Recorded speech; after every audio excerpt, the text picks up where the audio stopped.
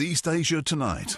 Good evening, I'm Oteli Edwards. Tonight's top stories. A backlash over Trump's reciprocal tariff blitz. China calls the move bullying. South Korea says the double-digit levies are regrettable. And Japan voices serious concerns. Some prepare to retaliate, while others push for talks. Well, the tariff blitz dealing a blow to equity markets, sending investors out of stocks and into haven assets. Markets are bracing for more volatility as retaliatory measures unfold. Hope amid the ruins. Rescuers pull a survivor from Myanmar's earthquake wreckage after 5 days as the death toll climbs past 3,000. And China has detained 3 Filipinos suspected of spying and claims to have dismantled an intelligence network, a move that could further strain ties with Manila.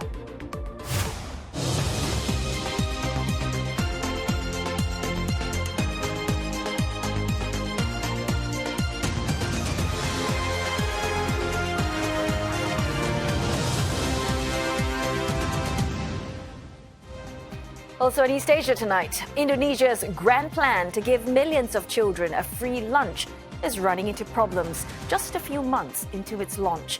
We look at why the program, which comes with Japan's support, is struggling to take off.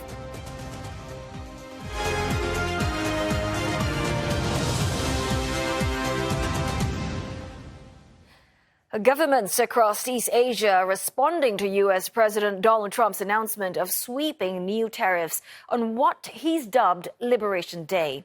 Well, experts around the world say the penalties are escalating a global trade war and causing turbulence across the region. Well, the U.S. leader has said the tariffs are to generate revenue and get businesses to relocate to the U.S. Mr. Trump has also said they are punishment for what he calls years of unfair trade practices. This is one of the most important days, in my opinion, in American history. It's our declaration of economic independence. For years, hardworking American citizens were forced to sit on the sidelines as other nations got rich and powerful, much of it at our expense. But now it's our turn to prosper.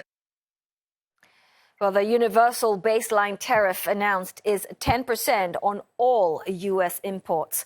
This comes into force from Saturday. But higher reciprocal rates will come in next Wednesday for so-called worst offenders, countries that Washington believes it has significant deficits with. Now, here is how economies in East Asia fare on the tariff hit list. China has been slapped with a stinging 34% levy.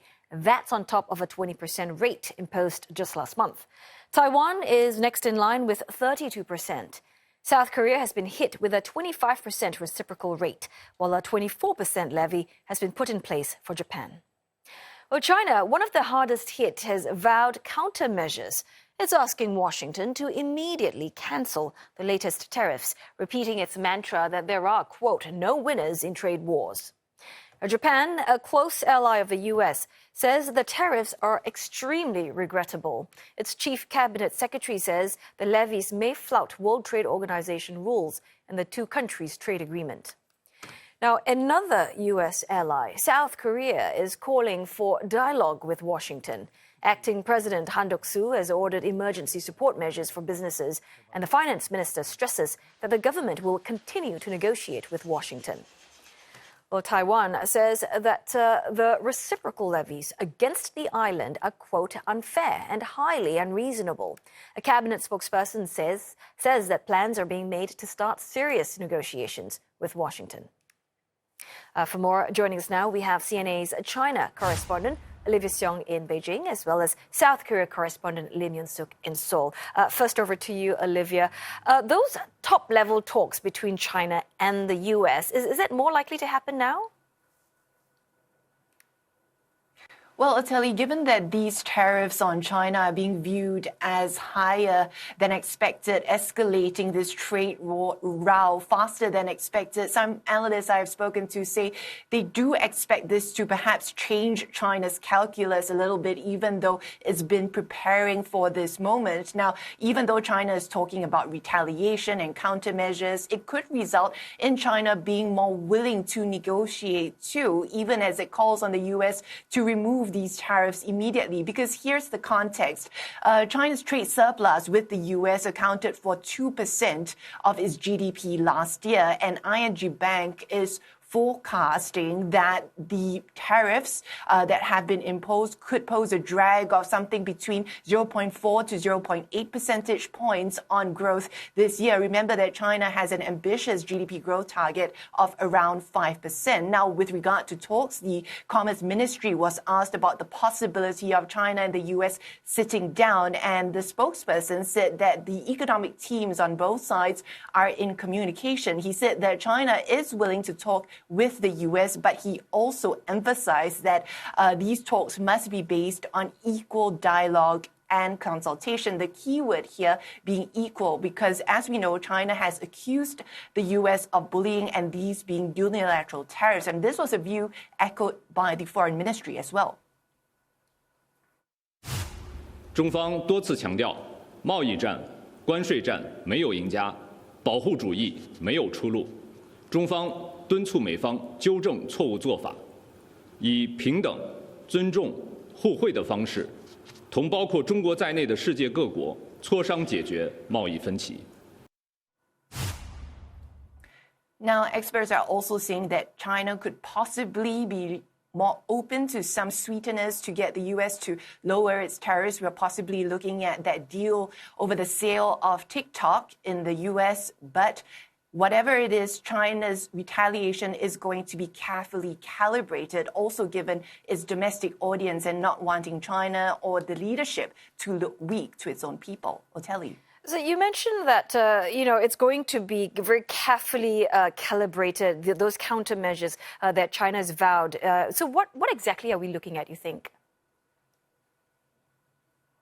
Well, one of the possible things is, of course, more counter tariffs in response to these latest moves. That could be on the table again, like we saw with the last round of tariffs on Chinese goods, when, duties were then slapped on American imports, agricultural products, coal and natural gas products as well. Analysts say China perhaps could raise these existing tariffs, also being very mindful that it does not want to hurt its own economy in the midst of retaliation.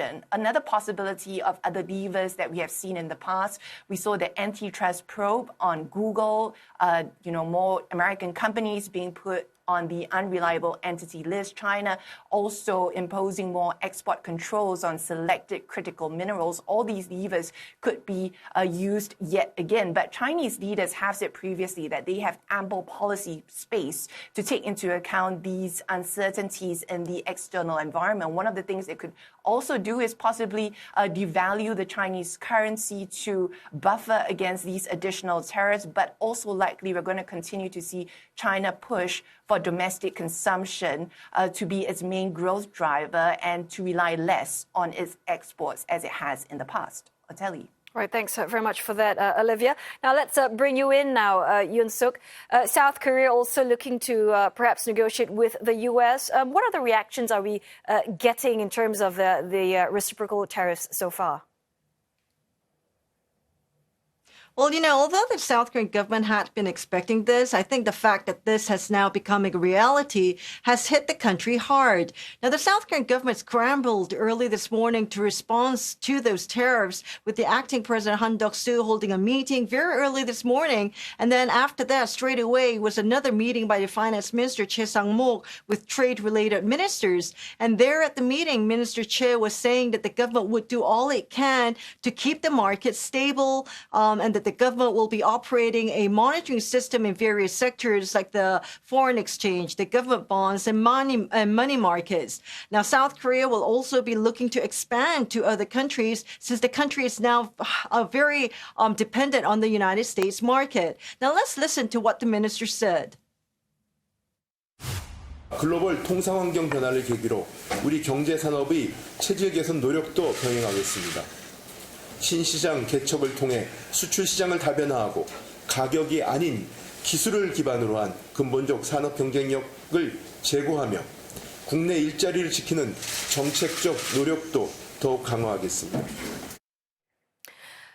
Now, Yoon Suk, as we await for Friday, the big day when we know Yoon Suk Yeol's impeachment trial, there is this political vacuum that South Korea is facing, and how do you think that's impacting its ability to respond to the current trade war?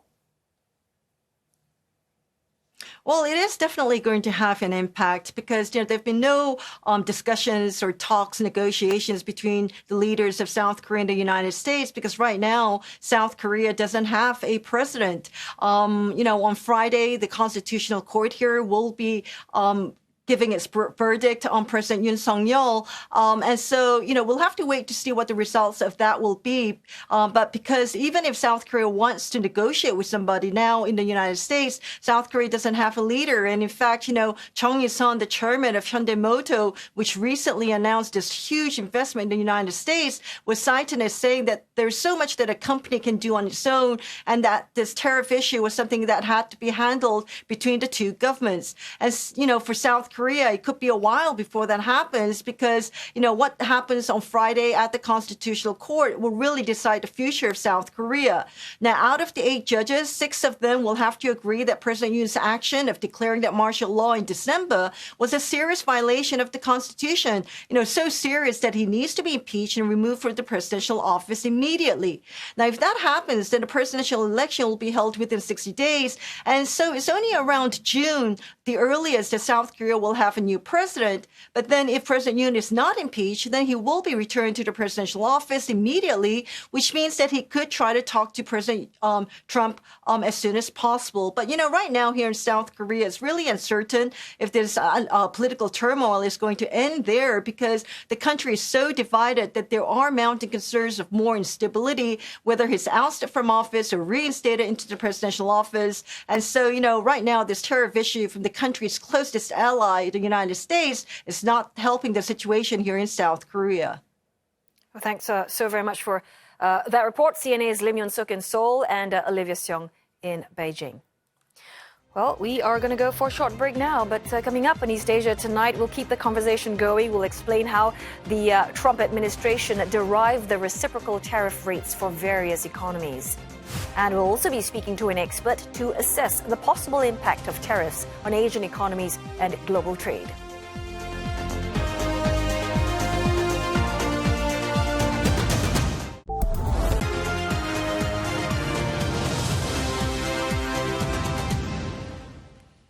Hello there. Great to have your company on East Asia tonight. Well, Roland Lim, he is standing by with a round of market reaction to Donald Trump's sweeping new tariffs.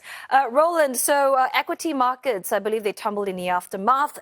You think it's going to get worse? Yes, Ottilie. The markets are now bracing for retaliatory measures, with governments making their anger clear. But the panic has set in, with fears of a global trade war becoming even more real. China's yuan dropped to its lowest level in 7 weeks and stock markets slumped. While investors had been bracing for these tariffs over the past week, Washington's latest punitive measures turned out to be more aggressive than expected. Equity markets elsewhere in the region also under pressure. Japan's Nikkei 225 slumped to an 8-month low, finishing down about 3%. The broader topics lost as much as 4.3% before recovering slightly to end the day 3.1 lower. You may be wondering by now, how did the Trump administration derive the reciprocal tariff rates? Well, in the lead up to the reveal, President Trump said that the calculation would factor in tariffs and non-tariff barriers. That's including taxes. But the actual formula released by the U.S. Trade Representative says otherwise. Now, here's the formula. There's no need to pick up your calculator or your math textbooks. And while it may look complicated, it essentially boils down to this. The tariff is derived by a ratio of the country's trade deficit with the U.S. over said country's total exports to the U.S. Now, to illustrate the point, let's take Vietnam, recipient of one of the highest tariffs rates at 46%. According to the U.S. Trade Representative, the country had a trade deficit of $123.5 billion and exported $136.6 billion worth of goods to the U.S. last year. Now, plugging in those numbers into that formula, you get 90.4%. After that, divided by 2, and you get the so-called discounted tariff rate, which gives us 45.2%, rounding it up to 46%. That's the rate revealed today at the White House Rose Garden. Now, what about countries with a trade surplus with the US? Now, countries like Australia, Brazil, and Singapore. Well, President Trump announced a baseline 10% tariff worldwide, due to come into effect this Saturday. Well, to help make sense of this tariff war, Taimur Baig, Chief Economist, Managing Director, DBS Group Research, joins us now. Taimur, good to have you on the show. Now, there's clearly not going to be any winners in this global trade war that Trump has unleashed. Consensus is it's likely to tip the US into an inflationary spiral, then possibly a recession. I'm more interested in what the knock-on effect will be on Asian economies, especially export-reliant Asian economies. Roland, great to be on your show. Firstly, let's not assume that today is the end of the trade war measures from the US. Treasury Secretary Scott Bessent was very clear that this is it only for those who are deemed not to retaliate. If countries retaliate, there'll be more. And by retaliation, I don't necessarily mean offsetting tariffs. If a country's exchange rate were to depreciate against the US dollar, they would see that as a retaliation. If the country were to come up with some measures to support their domestic sector that will suffer from the tariff, that will be seen as retaliation. So, you use that denominator of 2 to divide the imputed tariff, which was the discounted tariff announced by the White House this morning. Well, they can go up to all the way there. You don't have to divide it by 2, you can divide by 1. So that's the starting point, that for the region, there's tremendous amount of uncertainty. It's not like we got some clarity today. There is, mixed messages coming from the US in terms of where the tariffs go. Will there be any room for negotiation and withdrawal of tariff? I fear not. But I think if indeed all of those expectations were to set in, the tariffs will not go down. They might as well be possibilities they could go up under circumstances. I fear that the reaction that we've seen from the market so far would actually be the first step. There's more downtrend to happen. In terms of thinking through the implications for the region, clearly the likes of Cambodia, Vietnam are the hardest hit. They have huge exposure to the US in terms of their total exports going to the US and their market share. And also the reciprocal tariffs on them is the most severe. But when you look at countries like Japan, Korea, they have been pursuing free trade, open market access with the US for decades. For them to get hit with any tariff is a shocking development. And then there is, of course, China, where you add the Biden-era tariffs, the 20% already announced, and the 34% today. We're talking about tariffs in the range of almost 60% for certain Chinese products, might even go higher. So this is a shock unlike anything we have seen on the trade front ever since this region decided to embrace trade as an engine of growth. This is a big negative development without any question. Taimur, China and Vietnam, some of the hardest hit by the latest round of tariffs. Now, apart from disrupting global supply chains, is it also likely to deter, future foreign direct investments into these respective countries? I don't think so. These countries offer some things that transcend the issue with respect to exposure to the US. US is a big consequential market, but the rest of the world still make up 70% of global GDP. China's ability to deliver top-notch technology, top-notch manufacturing at a reasonable price will remain a value proposition which the rest of the world cannot refuse. And hence, the countries that want to take advantage of China's manufacturing supply chain, want to do trade with China and the rest of the world, minus the US, they will continue to put FDI in China. Same holds for Vietnam. I think Vietnam sort of gets the short end of the stick when we just keep on talking about it is a China plus one beneficiary. There are many companies in Vietnam which did not move their supply chain from China to Vietnam. They went there because they want to tap into Vietnam's excellence in manufacturing, as well as tap into the access they get in the rest of the region.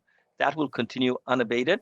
And beyond the likes of Vietnam and China, when you look at closer to shore, the likes of Malaysia or Singapore, we are going through a proverbial golden age of investment right now. I don't think that trend is going to be diminished by what is happening out of the US. So which countries, in your mind, Asian countries, are going to come out of this better than others, less unscathed? If we just go by the tariff that have been imposed, the likes of Singapore, Australia, New Zealand are basically, they're getting 10% by default. They should not be getting anything at all because they actually run deficits vis-a-vis the US, not a surplus. So from an investor perspective, these countries remain aligned in multiple dimensions with the U.S. and therefore would not be in the receiving end of any capricious move. And I also think Malaysia, although Malaysia has gotten some tariff imposed today, I think that there will be companies which want to arbitrage between tariffs from China into Malaysia, from Vietnam into Malaysia.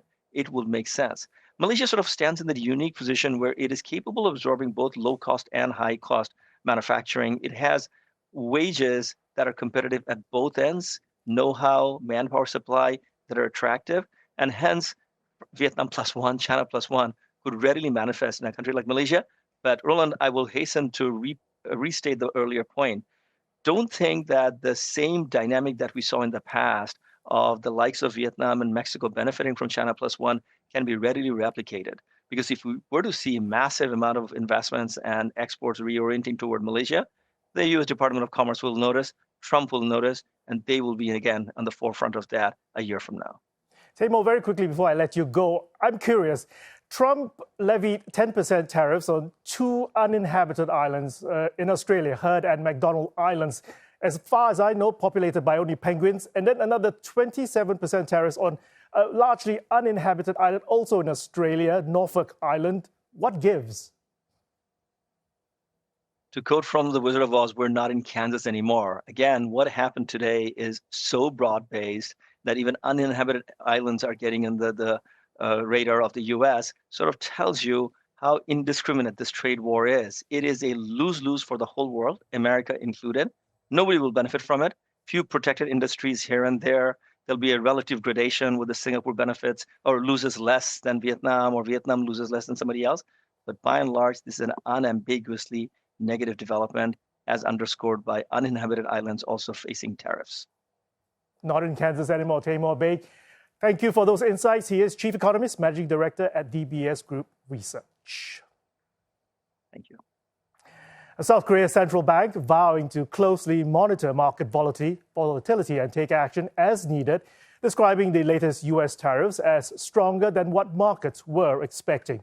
A senior central bank official cautioned the tariffs could stoke volatility in the financial markets. Now, South Korea is among countries hit with larger tariffs at 25%.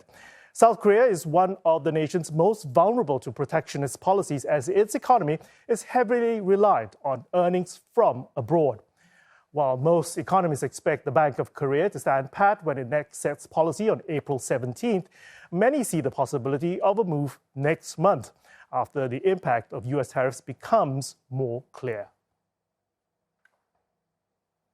Apple's strategy to move its production out of China appears to have backfired. The U.S. announced reciprocal tariffs on Vietnam, India, Thailand, and Malaysia. These are the countries where the U.S. tech giant had shifted its manufacturing to, aiming to shield itself from trade wars and supply chain disruptions. This means it'll become more expensive for Apple to export goods produced in these countries to the U.S., meaning that the company could either reduce production there or pass on additional costs to consumers, compounding pressure on Apple's business. The announcement jolted investors. Apple's market capitalization fell more than $240 billion as its shares slid more than 7% in pre-market trade. Stock is already down more than 8% so far this year.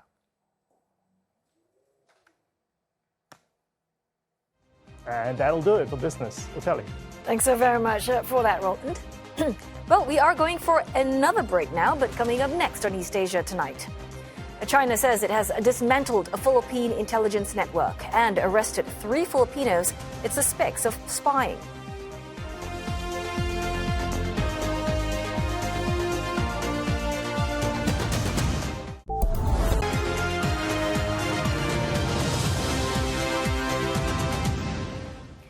You're watching East Asia Tonight, and here are the headlines we're following. Backlash over Trump's reciprocal tariff blitz. China calls the move bullying. South Korea says the double-digit levies are regrettable, and Japan voices serious concerns.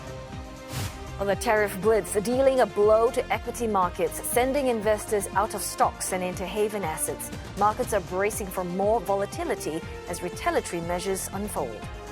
And the toll from last week's earthquake in Myanmar is climbing, but rescuers managed to pull a survivor from the wreckage after 5 days. U.S. President Trump draws condemnation from Japan after he slapped a 24% tariff on its East Asian ally, dampening Tokyo's hopes of an exemption from the sweeping levies on imports. Now, for more insights on the impact of these latest duties on Japan, we are joined now by CNA's Michio Ishida right here in our Singapore studio. Good to have you here, Michio. Yeah, thanks for having me. So first up, let's talk about the Japanese government's reaction to Trump's latest tariff salvo. Definitely, they've been shocked because Mr. Trump went ahead with these tariffs. The government is demanding to reconsider reciprocal tariffs, and Prime Minister Shigeru Ishiba is deeply concerned with this consistency with the WTO trade agreements, including the Japan-U.S. Trade Pact. Mr. Ishiba is now under pressure to negotiate directly with U.S. President Donald Trump. He said that if it's appropriate to talk to President Trump directly, he will not hesitate to do so by finding the appropriate time. Now, as the new U.S. ambassador to Japan is not yet in Tokyo, the Japanese Foreign Ministry has lodged a complaint to the chargé d'affaires. We don't know how much impact that will have, actually. Mr. Ishiba, if you recall, met face-to-face Mr. Trump back in February, and Stretch Japan has been the U.S. Largest foreign investor, since 2019. And Japanese companies such as Toyota and SoftBank has announced earlier this year that they're going to invest more in the United States. And Mr. Ishiba has also agreed to purchase LNG from Alaska, but still, Mr. Trump went ahead with the tariffs. So opposition parties are currently calling the tariffs the worst-case scenario, which not only impact Japan, but also the international community. Right, and Mitchell, just picking up what you said earlier about how, the Prime Minister Ishiba, now he's sort of under pressure to renegotiate with the Trump administration. But at the same time, he's also grappling with, low cabinet approval. So, whether those renegotiations turn out well or not, what impact will this have on the current Prime Minister? Well, this could be a further blow to Mr. Ishiba, whose cabinet approval rating is currently lingering around 30%. And according to Media Polls, Gigi News Agency suggested that those who disapprove of Mr. Ishiba think his policies are weak. The immediate action Mr. Ishiba is taking is to support Japanese companies that might be impacted by the tariffs. That's by setting up 1,000 stations where consultation can take place for small and medium-sized firms, and through public financial institutes, ease requirements so that companies that are affected can receive loans and subsidies.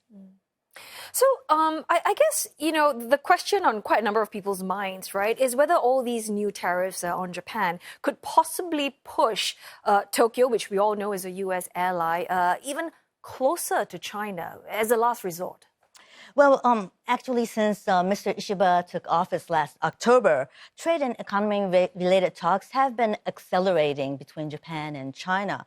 In March, Foreign Minister Wang Yi visited Japan, and he held the first high-level economic dialogue in 6 years. And China is actually Japan's largest trading partner. But in recent years, Japan was considering diverting its trade and investments to other Asian countries because there's been many bilateral issues. On top of the territorial disputes in the East China Sea, China stopped buying Japanese marine products due to the release of so-called treated radioactive water from the crippled Fukushima nuclear plant. And there's been a stabbing incident in China of Japanese school children. A Japanese pharmaceutical worker still detained in China, and the reason for that is not clear. But on the back of series of tariffs by the Trump administration, both Japan and China seem to be seeing each other as an advantage, to improving economic ties. Yeah, so we'll still have to wait and see what comes out of the negotiations with the Trump administration, if it happens. So good to have you in our studio. Thank you so very much. Michio Ishida speaking to us right here in our Singapore studio. Now, CNA has been talking to analysts from around the world on the potential impact of Mr. Trump's tariffs. And here is a roundup of what they have to say. It's really a declaration of economic war on the whole world. And I don't think any of us expected anything quite that dramatic. We're looking at something fundamentally different. Donald Trump trying to remake the American economy as a protected economy rather than an open economy. That is a radical, radical transformation that I don't think his supporters really get yet, but they will figure it out. I think we'll still see actions and rhetoric from Asian governments to try and form more of a united, coherent bloc to try and respond to the U.S. protectionism. But what this means for actually cushioning trade flows and serving as new drivers of export growth, I think that story is a little bit more uncertain. And personally, I think I'm not super optimistic about it. I think China probably the best positioned or most prepared country, I think, out of a lot of Asian countries to this, given that it's very clear from the first trade war Trump launched in second half 2018 until the second time, China already knew this is coming. And then they probably also baking a lot of worst case scenario, a kind of situation. So China has a lot of policy tools they can do, and they have done quite a bit in recent times as well, in addition to stimulate the local economy, consumer, but they also start to support more manufacturing. There will be real pain experienced in the United States. There will be real challenges outside of the U.S. He has gone against countries that are traditional allies of the U.S. He has gone against countries that have almost no relationship. He's even imposed, which I find amazing, there are even tariffs on places that have no inhabitants. I mean, that's how crazy this is. So, the consequences of that kind of behavior, I think, is unknown. We don't normally have governments, and certainly not a government like the United States, imposing tariffs on islands owned by penguins. I mean, it doesn't even make any sense. I think if this goes more than 30 days, we're going to see an impact in the unemployment numbers. And then you have broad discontent in the United States, meaning if it's a little bit of pain, a little bit of dislocation for a few weeks, that might be acceptable. But if it goes on for more than a few weeks and the unemployment numbers start trickling up, I think President Trump will pay a price for this politically. China may be among the worst hit by the latest round of U.S. tariffs, but residents in Beijing appear to be taking it in stride. 对于中国来说，这个庞大经济体来说，对于这个内循环，中国内循环而言，也是一种促进的作用，也是一次机会与挑战吧。然后在经过这次的这个特朗普加征关税之后，我相信中国的内循环的这个体系会更加完善。然后呢，未来的话，应对这种冲击，这种加关税的冲击呢，也会更加得心应手吧。我觉得就现在就于这个国际形势吧，就是美国对于中国加征这个30%的关税。感觉像是他们能做出来的事儿，然后对于我的影响，就是我可能去购买，外国进口的商品的话，可能价格会提高啊，然后我就觉得我可能会减少对于美国商品的购买。其实作为老百姓，还是希望世界和平，还是希望两国的关系能够正常的维护和我们正常的发展。但是有时候斗争可能比团结来得更有效。Singapore will not impose retaliatory tariffs on U.S., despite being able to do so under a current bilateral free trade agreement. This from Singapore Deputy Prime Minister Gan Kim Yong, who said that the U.S. also enjoys a $30 billion trade surplus with the country. We are, of course, naturally disappointed. Under the FTA, we have recourse. We are able to take countermeasures and also seek dispute resolution. However, we have decided not to do so because imposing retaliatory import duties will just add cost to our imports from the U.S., and this will affect our consumers and our businesses. What we are going to do is that we will reach out and engage the U.S. Counterparts and to better understand their concerns and to see how we can work together constructively to address some of these concerns so that we can have a long-standing, long-lasting partnership in trade and economic and investments. And this 10% baseline tariff on Singapore will have a significant impact on our economy. And Mr. Gan adds that Singapore will remain an open economy, working with multilateral trading blocs to strengthen economic ties. On the ASEAN front, he says that the region has been making progress on its trading goods agreement. Still, he warned that households and businesses in Singapore may face tougher times as the country looks at revising its economic outlook for the year.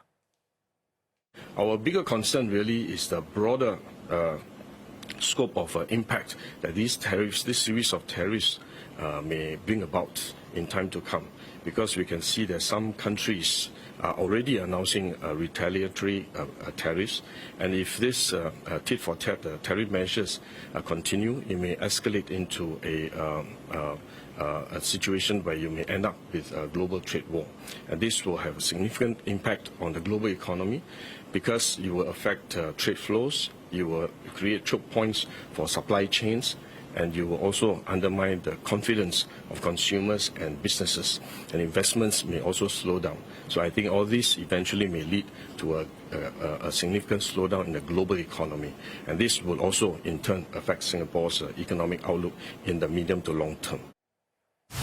We have much more coverage of the new U.S. tariffs on our other CNA platforms. Head over to our live blog on cna.asia and on our mobile app. Plus, we've just published a special episode of the CNA Correspondent podcast with Arnold Gay and Elizabeth Neo sorting through the numbers and the global reaction. Taiwan's defense ministry says it had detected almost 60 Chinese military aircraft and 23 Chinese Navy ships operating around the island in a span of 24 hours. Well, the tally comes after China completed its live-fire military exercises around the island. Beijing says the exercise was punishment for what it called provocations by William Lai's government in Taiwan. Well, the 2 days of exercises included live firing drills and simulated strikes on key ports and energy sites aimed at the island. China's Shandong aircraft carrier also carried out drills testing the ability to blockade Taiwan. Top Chinese military officials warned more could follow this week's exercises. Taiwan condemned the maneuvers and dispatched its own forces to monitor the situation.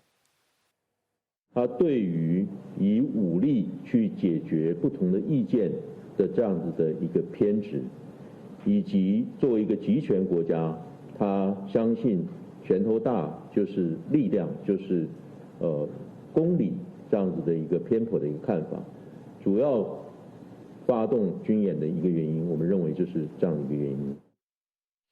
Well, in other news, China has arrested 3 Filipinos suspected of spying, saying it destroyed an intelligence network allegedly set up by the Philippine spy agency.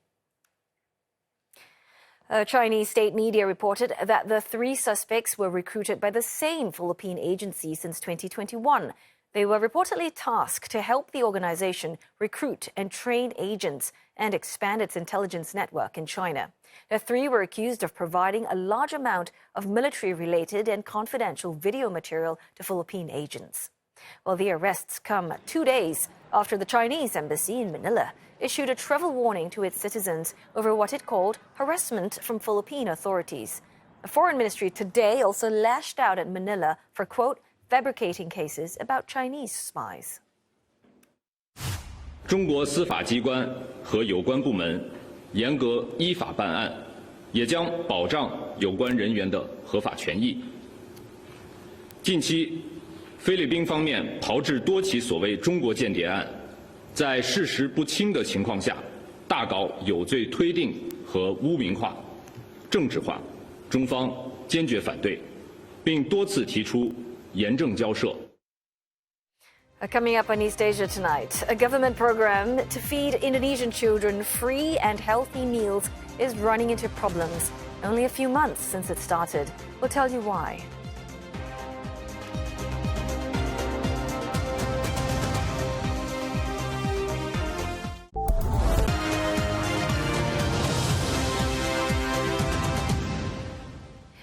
A miraculous recovery in Myanmar as Chinese rescuers pulled out a survivor who was trapped for 5 days under the rubble of a collapsed hotel after last week's deadly earthquake. The Chinese state media said the 53-year-old man was freed on Wednesday in Mandalay. The man was said to be in a stable condition and transferred to a local hospital for treatment.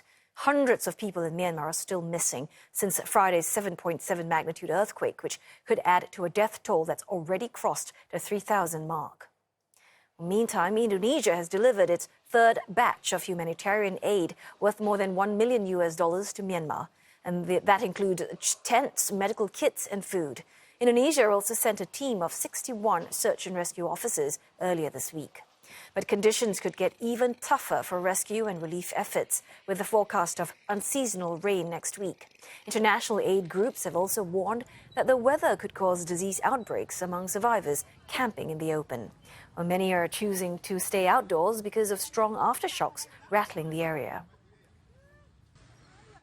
Myanmar's military leader is travelling to Bangkok today for a regional summit where he will discuss the quick response. Now, host country Thailand has proposed issuing a joint statement on the impact of the disaster when they meet tomorrow. Ahead of that, the military has declared a 3-week ceasefire in its operations against armed rebels.